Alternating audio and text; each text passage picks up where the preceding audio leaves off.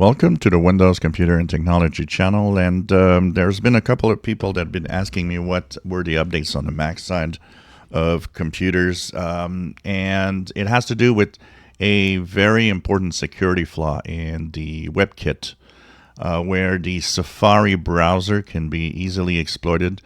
It's also known to be a 0-day that's exploited in the wild. So if you have a MacBook or any Apple device, check for updates in case the updates haven't applied yet. As the Safari browser, apparently it's a very, very big flaw. It's like what's happening on Windows with Google Chrome, where the 0 days are exploited in the wild, and they're pretty severe and easy to exploit. Well, it's the same for Mac. So as long as that flaw is there, you could be visiting a website and be infected, or anything can happen.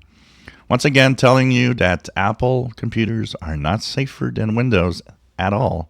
It's a myth, and too many people believe that. So do check your updates for your MacBooks. Make sure you're at the latest version. Make sure that Safari's updated to the latest version on your computers. And do check your iPhones, iPads, and all of that, and make sure. What I've seen is mostly MacBooks seem to be affected.